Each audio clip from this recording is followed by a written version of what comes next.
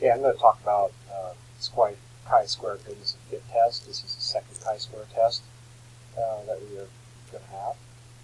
And for the goodness of fit, what you're using it for is to test a hypothesis that looks like this. We have multiple different populations up to k, and we're talking about the population proportions. And we're wondering, are these population proportions the same or are they different? And the alternative here is at least one is not equal. So again, this is more than two different populations. We're testing to see if there's a similarity or a difference between the rate of something that occurs in these populations. It could be based on something that is such as race. Each could stand for race. If we're looking at percents of hires, see if the percent for each minority or each ethnicity is the same. So an example of what this would look like would be like this: type 1, type 2, type 3, type 4. And type is just saying these are different categories. I don't care what they are. They're just 4 different categories. And I want to test if we observe these numbers from a sample, random sample, and I came up with 37 for type 1 and down to 29 for type 3. Does this give me enough evidence to say that there's a difference in the rate of proportion for each one of these? So stat, goodness of fit, pretty easy one to find. We're doing the chi-square one. Observed.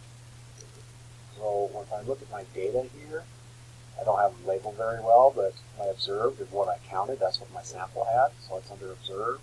When I actually click this, you're going to see 2 different ones. This is the one I want. It's furthest to the right. Expected. So I'm expecting, if I believe that the rate of proportions are the same with each, then I'm going to click all cells named equal in proportion. The alternative is they're not. And when I hit compute, it gives me my chi-square goodness of fit results, and my p-values of 47.47, so 47%. So I'm definitely going to fail to reject the null.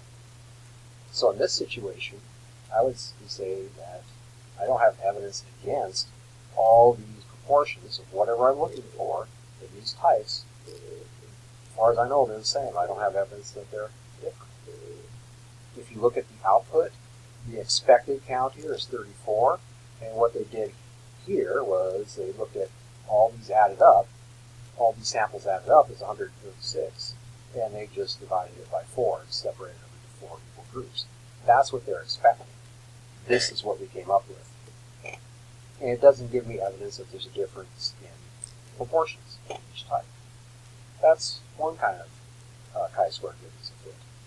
The other kind is a little more complicated looking, and I don't particularly love this notation I'm using here, but I've tried different ones. It's kind of awkward, so roll with me here. I have a different hypothesis for every population, and what this one here is saying, proportion 1, hypothesized proportion 1 is equal to P1, comma, naught. So I'm saying this is what I think it is. P2, comma, naught is what I think it is. So again, this could be a number, 0.2, 0.3, 0.1, whatever. But these are what I think they are. The alternatives, you'll notice, are they're just not equal. Now, this particular one is a little harder to write. I'm testing these all as a gang. They're not testing them separately. But you kind of have to write them out this way. Or you get rid of all these other alternatives, nulls. It just is not nice any way you cut it. We're going to use this test when proportions in each class are not equal, but we have an idea of what they should be and what you're told they should be. So the example I'm going to do here is for this data on this side, and I have an idea that in a class 20% of students should get A's, 30% B's, 30% C's, D's are 15%, F's 5%. So that's what I'm saying. That's what I expect to happen in my typical classes. Well, here's my observations.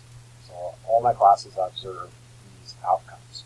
So does this give me evidence for or against these percents, this proportion?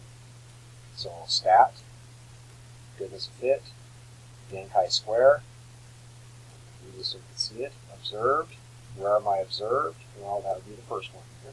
This is what my data showed. I'm not going to check this box. I'm going to select what my expected are. My expected are these percents. So I'm just going to go down and hit that. Now these could be percents or they could be counts, but the important thing is if they are percents, these should add up to 100%. I'm going to hit compute. Bring this up. And the expected, this is being calculated from a total of 295, and they're using these percents to break it down. So 5% of 295 should be around 14.75. 20% of that should be 59. Okay, so that seems about reasonable. So let's look at the all-important p-value here. Well, if alpha is 5%, then I have evidence that these expected percents are not what I'm claiming they are. I have evidence that they're off. Now, if we do reject, we could delve a little deeper into, are these categories close? Like this one's not particularly close. These are relatively close. This one's a little bit off. This one's a little bit off, but this one's drastically big. So maybe I have to revise my estimates for the number of A's, the percent of A's compared to these other percentages. Okay. So that's the two different chi-square goodness of fits that we're going